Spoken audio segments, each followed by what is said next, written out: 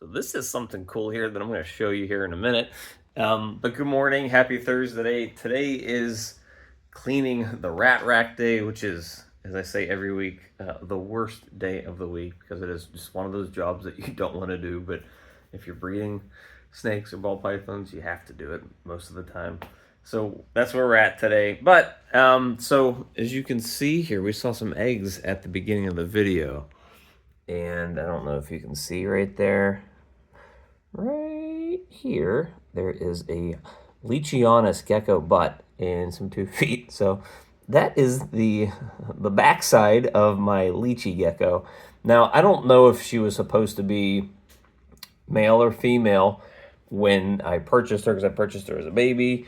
But as I was moving her into this new cage here, which I'm going to kind of keep here because the rack that I had back here that I had a bunch of cages on, most of them were empty. I had plans on buying some pets and putting them in there, but I ended up kind of foregoing that because by the end of the year, I'm going to need to get another 5540, which is going to end up going here, and this stack of PVCs is going to have to go over there. So I was running out of room.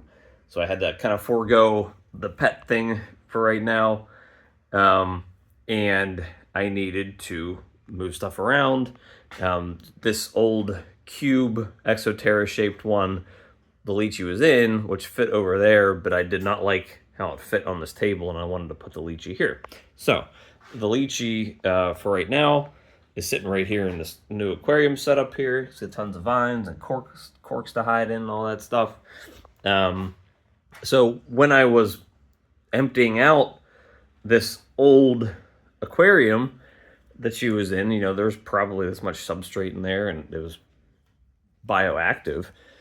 I found these 3 little eggs in there. I don't know how long they've been in there.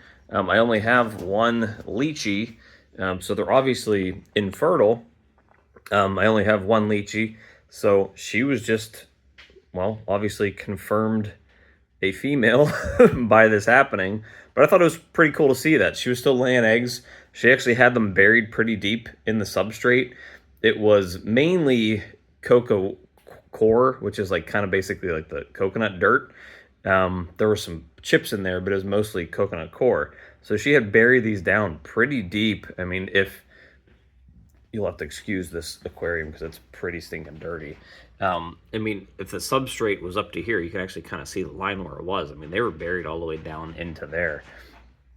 So there were 3 eggs in there. They're obviously infertile, and it's kind of hard to kind of wrap your head around it sometimes with reptiles because people aren't super familiar with them. But I kind of liken this to being like a chicken. Like, female chickens lay eggs whether or not there are males there to fertilize those eggs, and basically most of the eggs you eat are infertile chicken eggs. This is the same thing. Basically, these females, they can lay eggs even without a male present. They're just infertile, or what we call slugs. If it were to be a snake eggs, we call them slugs, and I would assume probably gecko people call them the same thing. I don't know that for sure, though, because I'm not necessarily a lizard person, but, you know, I do own a Leachie Gecko and a blue-tongued skink. But, yeah, these are kind of neat, kind of just to see. I mean, they're pretty much dried out and hard at this point. I would assume that what's inside of them is pretty much the same as what's inside of a slug ball python egg. But I thought that was pretty cool that I found those hidden in there. I was not expecting that as I was cleaning out that aquarium. So at least I know she is a female. If I ever decide to try my hand at breeding them, you know, I would probably just go about picking up a proven breeder male Leachie, because I know what she is.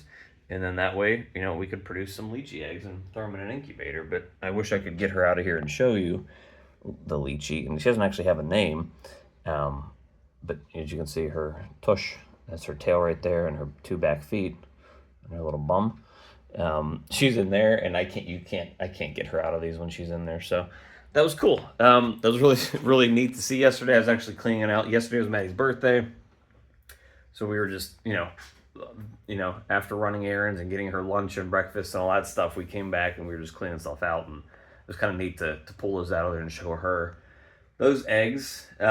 So what's left. We shipped out everything that I had sold. I usually try to be a little more cautious with shipping. I've never had a DOA during shipping, and I've sold hundreds of animals at this point. I've never had a DOA, so I try to make sure I keep it that way. We shipped out the last of everything that was sold this week on Tuesday and Wednesday night. Obviously, I'm still waiting for the stuff from Wednesday night to get there safely, but I don't really have any concerns about that. So we only have 3, 4, 5, 6 animals left that are from either last year, 1 animal from last year, and then 2 animals from last year, and then 4 that are from early this year, the first 2 clutches of the year. So this guy is still, he's actually deep in shed, unfortunately, but he's a really, really cool pied combo that I produced. He's the last one of those available. We also have this male here who's spicy and trying to bite me. This is a double het DG pied male with quite a few genes in him. Let me get him out of here now that sees that there's no food coming.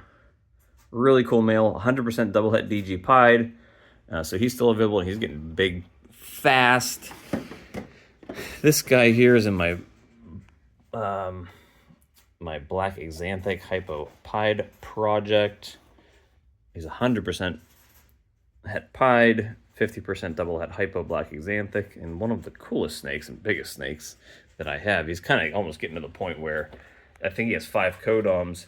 He's kind of getting to the point where I might be keeping him at some point if he keeps growing out and nobody picks him up, especially once I'm able to test for black xanthic.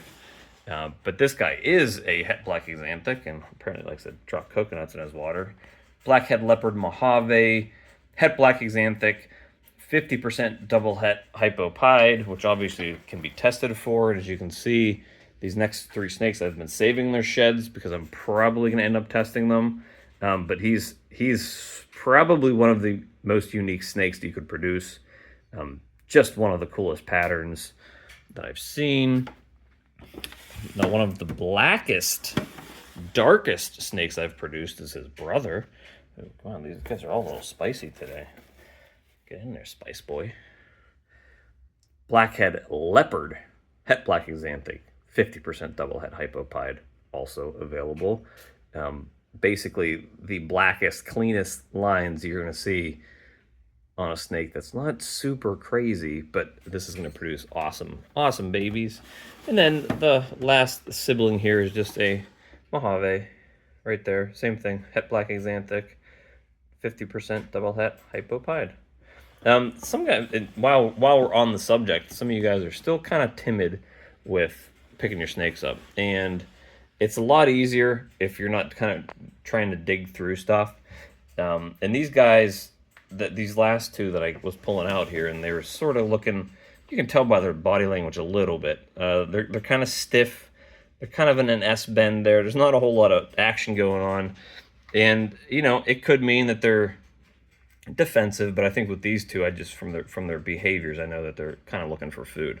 So typically, what I do with these snakes is one of 2 things. Either with a ball python, not with every other snake. I'm talking about ball pythons. I come up behind them and pick them up. Just pick them up from behind. Usually that does the trick. Once you do that, they're kosher. The other thing you can do with them, and this is specific to ball pythons, is you get them up, kind of cover their head up like blinders on a horse. Get them on the head like this, and that kind of gets them into retreat mode. You get them into retreat mode, and they don't want anything to do with biting you either. So ball pythons are pretty easy with that in terms of handling if you're skittish with picking them up.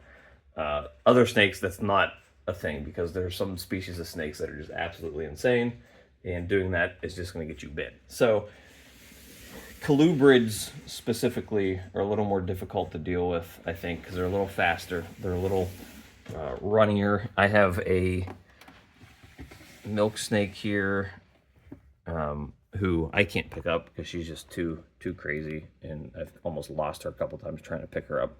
She doesn't want to be held, and that's cool. She's kind of just a show snake. She's going to go in a bigger aquarium when she's a little bigger and just be one of those snakes that I have out. But then I have my my black king snake here, who has a fantastic personality, very hungry all the time, but I can just pick him up. Doesn't bite, doesn't run, loves being picked up. Come here. Proving me wrong here. Come here. Just pick it up. Okay, come here. There we go. Get you from underneath. Hold on a sec. Let me get this. There we go. There. Loves being picked up. Very inquisitive snake. Does not bite. Isn't aggressive. Very slow moving. Not like a crazy. Sometimes you see a colubrid and they're just like running. The snake never does that once I get it out here. Even when I go to pick it up, he's always just kind of looking for food or just wants picked up. So it just depends on the colubrid you have. Sometimes they're just absolutely insane. And sometimes they're calm like this. Like my rat snake, my big rat snake, very calm. Does not try to run away. But like the little garter snake I have, crazy. The Honduran milk snake I have, crazy. The cave-dwelling rat snakes that I had, absolutely crazy. Actually just sold, those are the ones I actually shipped out last night. Just crazy snakes. And, you know, so that's part of what I was doing. I kind of got to the point where I was paring down the snakes to just stuff that I wanted to keep, that was friendly, easy to pick up, you know, pet things that weren't ball pythons. So I'm down to this guy here and my red-tailed boa and my my Brazilian rainbow boa and my Dumerals boa. And that's about it for the snakes, my rat snake. And so those would be the ones that are just kind of pets. And we'll get like the bigger PVC enclosures. And let me get this closed up here because these stick a little bit. So that's kind of it for what's going on. Unfortunately, I need to get back to cleaning rat racks, which again is probably nobody's favorite thing to do. Just always kind of not fun. This is my Dumerals boa. She's getting pretty big. I got her as a baby. Actually, I don't know if it's a boy or a girl. I don't really care, but I don't plan on breeding it. But very cool snake. I love the colors of her. We actually get her in the light a little more. I actually call her Peach because of those like kind of peach colors there. But they get pretty big. She has a very good temperament. These I always tell people in my Patreon group, if you're breeding ball pythons, I mean, you have to know that they're pretty picky animals with eating, and you need to probably have some other snakes in your collection that are going to be the garbage disposals. So I have this girl here. I have my rainbow boa. I have my red-tailed boa, and I have 3 blood pythons. And they eat anything and everything all the time.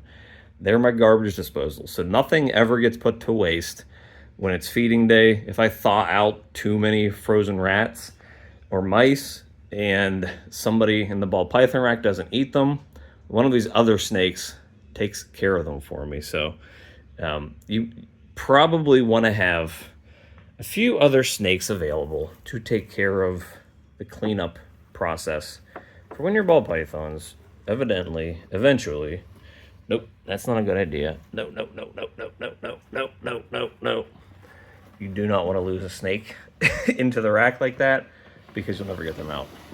Once they get their head and body wrapped around these, like the rack posts, like in here, yeah, good luck with that.